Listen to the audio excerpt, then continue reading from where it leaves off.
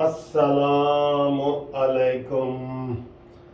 आज जनाब मंसूर अली शाह साहब और बाकी जजों ने कच्चा चट्ठा निकाल के रख दिया है। यकीन करो, बात बिल्कुल क्लियर हो गई है। अब ये जान के वो जाने न जाने, गुल ही न जाने, बाग तो सारा जाने हैं।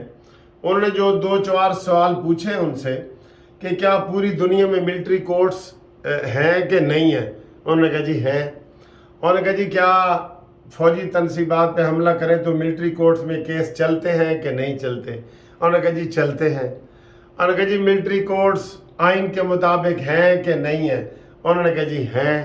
तो फिर गल केड़ी है, गल केड़ी? अभी तो इसमें और आगे में बड़े इंकशाफात हुए जो राना सनाउल्लाह ने बताए हैं।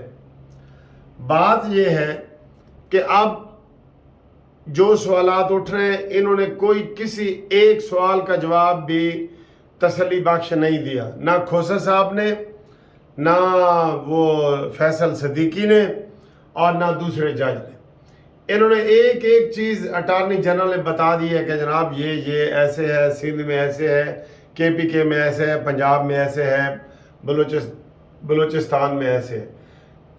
कहीं कोई अभी तो ट्रायल शुरू ही नहीं हुआ, तो ये कैसे ये कह रहे हैं कि हमारे साथ ज्यादती हो रही है?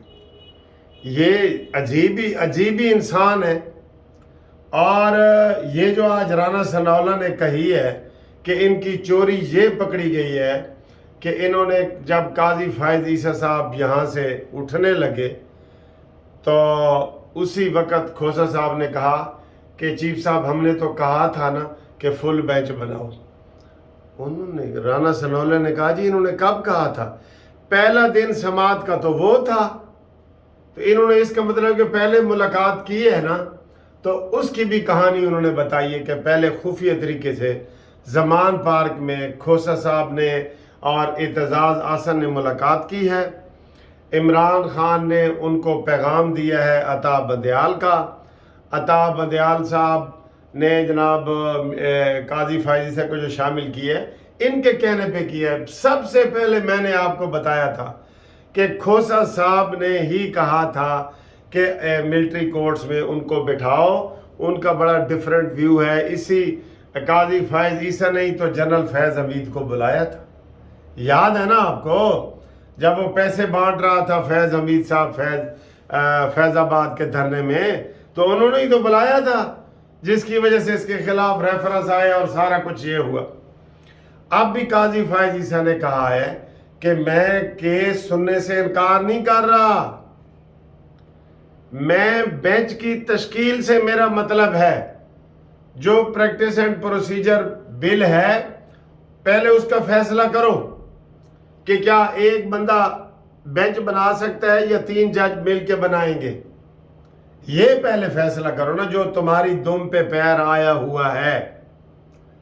तो सारी चीजें सर जी, सारी साजिशें बाहर आ रही हैं, साजिशें हो रही हैं, साजिश के जरिए सारा कुछ किया जा रहा है। फिर उन्होंने ये वाज़े तौर पे बता दिया है कि काजी फायज ईसा का नाम भी इन्होंने बदनीयती पे शामिल किया है कि ये मिलिट्री कोर्ट्स है, तो उन्होंने नो कहना है, इसलिए उनका नाम भी शामिल करो।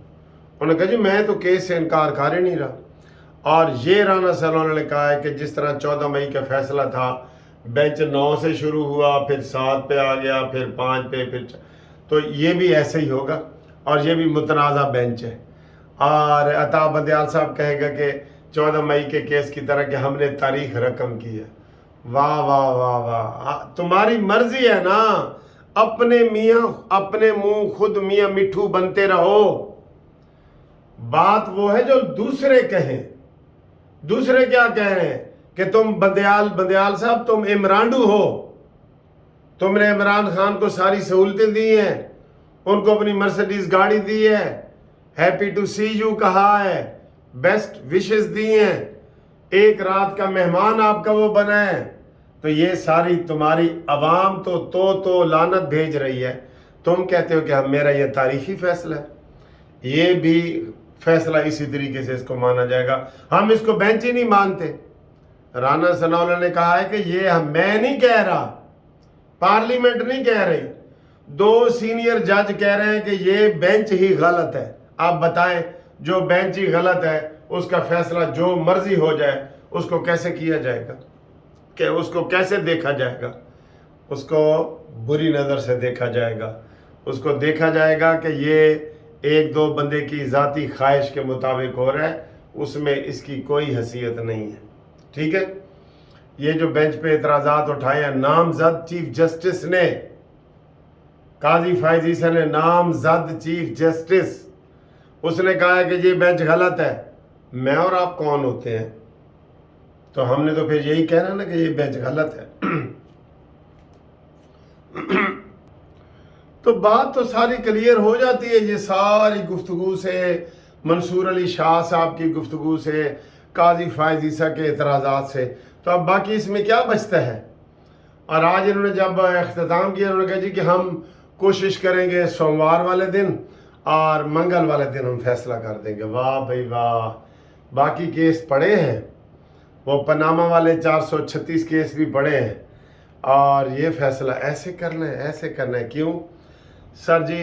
بدنام ہو چکے ہو عمرانڈو، خدا کی قسم بدنام ہو چکے ہو پوری دنیا میں۔ پوری دنیا میں یہ قانون موجود ہے ملٹری کورٹس والا۔ ملٹری کورٹس کے کیسے بنتے ہیں؟ انہوں نے آج پھر یہ کہا ہے جج صاحب نے، منصور علی شاہ نے، کہ جب ملٹری کورٹ میں فیصلہ ہوتا ہے اس کے بعد اس کی اپیل ہوتی ہے، پھر آپ ہائی کورٹ آ جاتے ہیں، سول میں آ جاتے ہیں، پھر آپ سپریم کورٹ میں آ جاتے ہیں، تو کہاں پہ بنیادی انسانی حقوق ہیں جی؟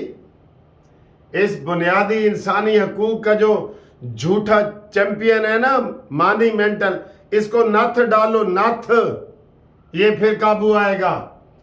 یہ ابھی بھی ادھر ادھر دیکھ رہا ہے ایسے بھنورا بن کے، ایسے کہ کوئی مجھے بچانے کے لیے آئے گا، لیکن ٹائٹینک کا یہ جہاز اب ڈوب گیا ہے، اب اس کو بچانے کے لیے کوئی نہیں آئے گا۔ ٹھیک ہے نا؟ اس لیے اب ہمیں یہ امید ہے کہ جناب ایک اور بدنما داغ لے کے یہ عطا بندیال رخصت ہونا چاہتا ہے۔ اور سر جی یہ بھی ہوتا ہے کہ کوئی کسی کی اتنی عزت بھی نہیں ہوتی۔